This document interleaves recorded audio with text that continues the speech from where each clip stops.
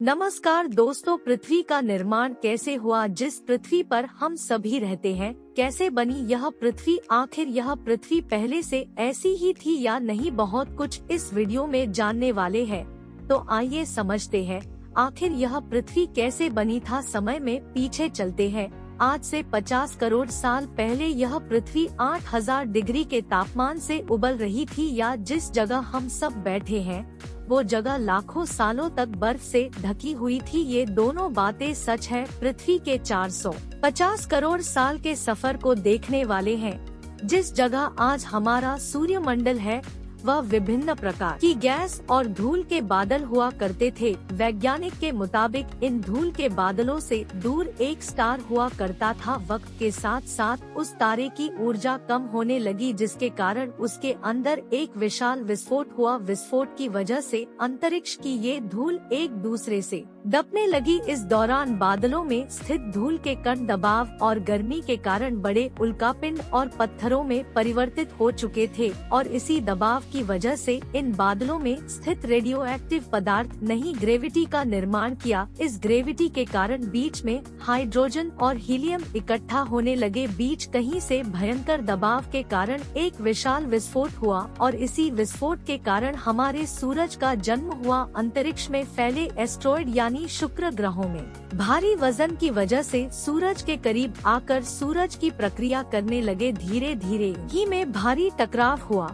जिसके फलस्वरूप mercury, winners, अर्थ और मार्स जैसे ग्रहों का निर्माण हुआ। वैज्ञानिक के मुताबिक उस वक्त पृथ्वी और माँ से यानी मंगल ग्रह के बीच पिया नामक ग्रह सूरज की प्रतिमा किया करता था। पृथ्वी पर ग्रेविटी होने की वजह से सूरज की प्रतिमा करने वाले एस्ट्रॉयड अब पृथ्वी की प्रतिमा करने लगे, और धीरे धीरे करोड़ों लोगों तक ये पृथ्वी पर गिरते रहे। और ऐसी घटना हमारे पड़ोसी ग्रह है सीरिया पर भी हो रही थी, जिसके कारण थी या पृथ्वी के और करीब आने लगा, और अगर किसी से टकराया। इस भयंकर टकराव की वजह से पृथ्वी के हिस्से कारणों के रूप में अंतरिक्ष में फैल गए और एक रिंग की तरह पृथ्वी की प्रतिमा करने लगे। इन्हीं परिक्रमा करते हुए कारणों में टकराव होने लगा, जिसके कारण हमारे चांद का निर्माण हुआ। उस वक्त पृथ्वी पर सिर्फ एक ही समुद्र हुआ करता था, और वो था 1900 डिग्री सेल्सियस की तापमान पर उबलते हुए लावा का उबल रही थी वो सारी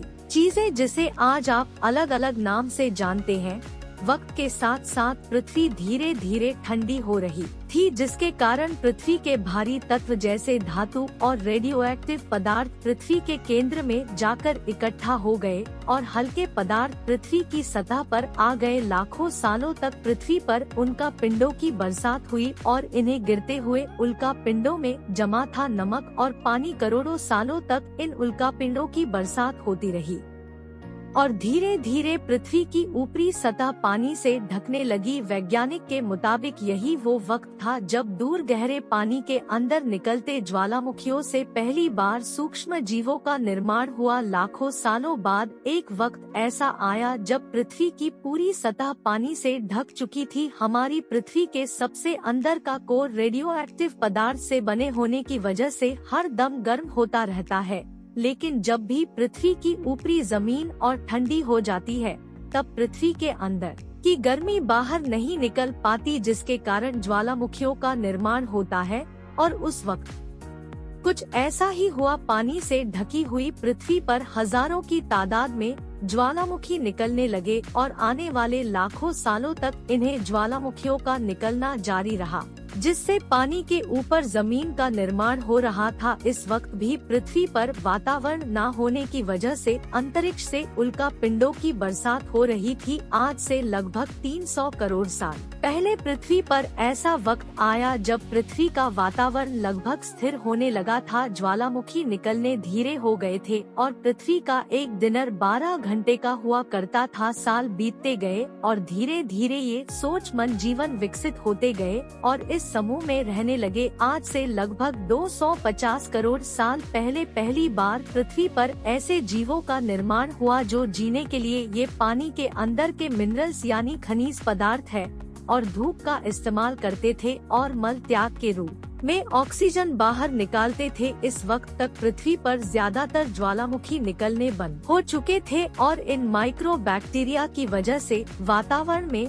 ऑक्सीजन की मात्रा बढ़ रही थी। वातावरण में ऑक्सीजन बढ़ने की वजह से पृथ्वी का वायुमंडल बनना शुरू हुआ और आने वाले हजारों सालों तक वातावरण में ऑक्सीजन की मात्रा बढ़ती रही, जिसकी वजह से पृथ्वी के ज्यादातर हिस्सों में ये सूक्ष्मजीव फैल गए। हजारों सालों बाद एक वक्त ऐसा आया जब पृथ्वी में ज्यादा ऑक्सीजन बढ़ने के कारण है ये सोच जीवन मरने शुरू हो गए। उस वक्त तक पृथ्वी का वातावरण ठंडा होने के साथ साथ ऑक्सीजन से भी भर चुका था, जिसके कारण जमीन और वातावरण में स्थित रहे थे। आयरन यानी लोहे के मिनरल्स पानी में स्थित ऑक्सीजन से रिएक्ट होने लगे और एक वक्त ऐसा आया जब पृथ्वी की जमीन आज के मांस के जैसे लाल हो चुकी थी। वक्त बीतने के साथ साथ धरती की टेक्टोनिक प्लेट्स में दरार होने लगी, जिसके कारण पृथ्वी के अंदर का लावा जमीन की तरह कई लाखों सालों तक खुला उबलता रहा और यही वो कारण था जिसके कारण पृथ्वी के वातावरण में कार्बन डाइऑक्साइड की मात्रा बहुत बढ़ गई और पृथ्वी पर एसिड की वर्षा शुरू हो गई। एसिड रेन की वजह से पृथ्वी का तापमान घटने लगा और तापमान इतना घटा भी पृथ्वी के ऊपर स्थित पानी बर्फ में परिवर्तित होने लगा। पृथ्वी पर पहली बार भयंकर इस वक्त पूरी पृथ्वी सफेद बर्फ से ढक चुकी थी। आमतौर पर जब धरती पर सूरज की किरणें गिरती है तब जमीन उन किरणों को सोख लेती है, मगर क्योंकि पूरी पृथ्वी बर्फ से ढक चुकी थी और क्योंकि बर्फ सफेद और चमकीले होती है, जिसके कारण सूरज की किरणें धरती पर गिरने के बाद वापस चली जाती थी। इसी कारण से पृथ्वी कई लाखों सालों तक बर्फ से ढकी रही, मगर फिर से पृथ्वी के अंदर स्थित गर्मी ज्वालामुखी के रूप में निकलना शुरू हो गई और इन ज्वालामुखियों से निकलने वाली गर्मी ने बर्फ को पिघलाने शुरू कर दिया। इसी बीच जब पृथ्वी की गहराई में बचे कुछ सूक्ष्म जीव धीरे धीरे बदल रहे थे और अब वो सीजन को अपने शरीर को बड़ा और जटिल बनाने के लिए इस्तेमाल करने लगे थे। इस बीच पानी में अलग से भी छोटे समुद्री पौधे निकलने शुरू हो चुके थे। ये बाहर जैसे जैसे ज्वालामुखी निकल रहे थे वैसे वैसे वातावरण कार्बन डाइऑक्साइड की वजह से गर्म हो रहा था। वो के साथ साथ बर्फ को पिघलने लगी, मगर धरती पर फिर से एसिड की वर्षा होना शुरू हो गई, जिसके कारण फिर पृथ्वी ठंडी होने लगी और फिर पृथ्वी की ज्यादातर सतह बर्फ से ढक गई। ऐसा बार बार कई हजारों सालों तक होता रहा। अब समुद्री जीवन धीरे धीरे वातावरण के हिसाब से विकसित हो रहे थे। इस बीच कई सारे जीव और समुद्री जंगल से भी लुप्त हो गए, मगर जो बच गए वो धीरे धीरे पृथ्वी के बदलते तापमान के हिसाब से ढलते गए और अब हजारों सालों बाद समुद्री पेड़ बर्फ की वजह से पूरी तरह से मरते या सूखते नहीं थे। अब सूक्ष्म जीवन समुद्री जीव बन चुके थे। जब फिर से ज्वालामुखियों ने पृथ्वी की बर्फ पिघल आना शुरू किया, तब ये समुद्री पेड़ जल्दी विकसित होकर फैल गए। धीरे धीरे वातावरण में ऑक्सीजन की मात्रा बढ़ने लगी और पृथ्वी पर होने वाली एसिड की वर्षा कम होने लगी, तो वातावरण में आने की वजह से और आग से लगभग 47 करोड़ साल पहले पृथ्वी की सतह पर पहली बार नमक प्लांट शुरू हुआ। वक्त के साथ साथ जमीन पर अलग अलग प्रकार के पौधे और पेड़ उगाना शुरू हुए। एक वक्त ऐसा आया जब जमीन के पेड़ों की लंबाई लगभग 80 से 100 फीट जितनी या आज की 5 से 6 मंजिला बिल्डिंग जितनी ऊंची हो चुकी थी।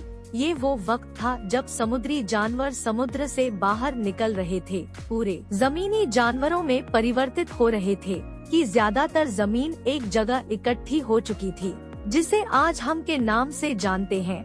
पृथ्वी का वातावरण और तापमान लगभग स्थिर हो चुका था और अब करीब 21 से 23 घंटे का दिन हुआ करता था। अब समुद्री जीवों पानी से बाहर रहने लगे थे और वातावरण के हिसाब से उनके शरीर का रंग रूप बदल रहा था। धीरे धीरे यह जमीनी जानवर में परिवर्तित हो गए। सोर्स ने पेड़ पौधे खाने शुरू कर दिए। उनका शरीर लंबा और विशाल रूप से विकसित होने लगा। कुछ शिकार किया करते थे, जिसके कारण वे छोटे और तेज होते चले गए। पृथ्वी की ऊपरी जमीन एक जगह इकट्ठी होने के कारण ज्यादातर जमीन और रेगिस्तान और बंजर हो चुकी थी। ज्यादातर जंगल समुद्र के करीब हुआ करते थे, जिसमें जानवर रहा करते थे। आज से लगभग 20 करोड़ साल पहले शुरू हो गया। की वजह से पृथ्वी की ज्यादातर जमीन पानी के संपर्क में आने लगी, जिसके फलस्वरूप पृथ्वी पर हरियाली बढ़ती गई।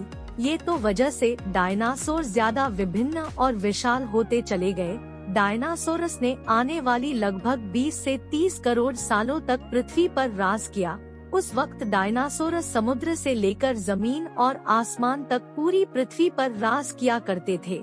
इस दौरान अफ्रीका से टूटा भारत सीधी आकर आज के तिब्बत से टकराया और इसका क्लार्क की वजह से हिमालय का निर्माण हुआ। बहुत से लगभग 6 करोड़ 50 लाख साल पहले पृथ्वी की तरफ आज के माउंट एवरेस्ट, इससे भी बड़ा लगभग 4.5000 करोड़ किलो जितना वजन या उल्कापिंड लगभग 80,000 किलोमीटर प्रति घंटे की स्पीड से पृथ्वी की तरफ आ रहा था। पृथ्वी की सतह को छूते ही उसमें भयंकर आग लगी और वो जलते हुए सीधा पृथ्वी से टकराया। इस टकराव से निकलने वाली ऊर्जा आज के 10 करोड़ परमाणु बम एक साथ फटने के बराबर थी, जहां ये उनका वहां के जानवर और पेड़ तुरंत भाव बनकर चले गए।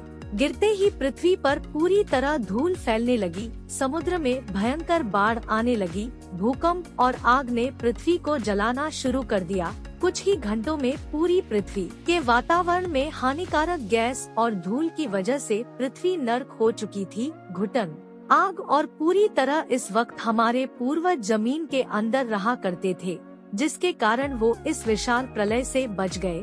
पृथ्वी का वातावरण पूरी तरह से काला और अंधेरा हो चुका था, जिससे धूप भी जमीन तक नहीं पहुंच पा रही थी। पृथ्वी के पेड़ और ज्यादातर जानवर विलुप्त हो गए। वातावरण में धूल और हानिकारक गैस के कारण पृथ्वी पर फिर से की वर्षा शुरू हो गई और फिर पृथ्वी ठंडी होकर बर्फ से ढक गई। लेकिन इस बार पृथ्वी की बर्फ पर लाखों सालों तक नहीं जमी रही और 80 से 90 हजार साल बाद ये बर्फ शुरू हो गई। जैसे ही धरती पर वातावरण फिर से पहले जैसा होने लगा, तो ऐसे ही ये छोटे जीवन जमीन से बाहर आना शुरू हो गए। उस वक्त पृथ्वी की बर्फ पिघलनी शुरू ही हुई थी, जिसके कारण अफ्रीका में गहरे ठंडे जंगल हुआ करते थे और इसी बीच ये जमीनी जीव है बंदरों में परिवर्तित हुए। मगर जैसे जैसे पृथ्वी गर्म होने लगी, वैसे वैसे अफ्रीका के लिए जंगल सूखने लगे। जंगल की चीजें खाने वाले बंदरों को खाने की कमी होने लगी। पानी की तलाश में इन बंदरों ने अपने पैरों पर चलना शुरू कर दिया, जिससे उन्हें दूसरे जानवरों के शिकार करने में मदद मिलती थी। धीरे धीरे बंदर एप्स यानी वार्नर में परिवर्तित हुए। खाने की तलाश में ये एप्स से पृथ्वी के दूसरे हिस्सों में फैलने लगे और धीरे धीरे उनके शरीर का रंग रूप वहाँ के मौसम के हिसाब से बदलता गया। वक्त के साथ साथ हम आदिवासी बने। हमने हथियारों से लेकर आग का आविष्कार किया। धीरे धीरे इंसान के रूप में विकसित हुए। हमने धर्म से लेकर परिवार, भाषा और संस्कृति का निर्माण किया और वक्त के साथ साथ हम विकसित होते चले गए और आज हम इस पृथ्वी की सबसे विकसित प्रजाति बन चुके हैं। पृथ्वी को आज के जैसे बनने में लगभग 4 अरब 50 करोड़ साल का वक्त लगा है और हमें एक छोटे जमीन में रहने वाले जानवर से इंसान बनने में कई लाखों सालों का। मगर हमने इन 100 सालों में जितना पृथ्वी को गंदा और तबाह किया है, उतना आज तक किसी भी प्रजाति ने नहीं किया होगा। अब फिर से धरती को गर्म कर रही है और कार्बन डाइऑक्साइड की मात्रा बढ़ा रहे हैं। वैज्ञानिकों का मानना है कि पृथ्वी पर फिर से विशाल परिवर्तन होने वाला है। तो इसी के साथ मिलते हैं अगली वीडियो में। इसके आगे की वीडियो आपको जल्द ही मिलेगी। तो अगर इस वीडियो में दी गई जानकारी आपको काफी नॉलेजेबल लगी तो कमेंट करके हमें जरूर बताइए। वीडियो को लाइक जरूर से करिए। हमारे न्यू अपडेट के लिए चैनल को सब्सक्राइब जरूर करें। धन्यवाद आपका।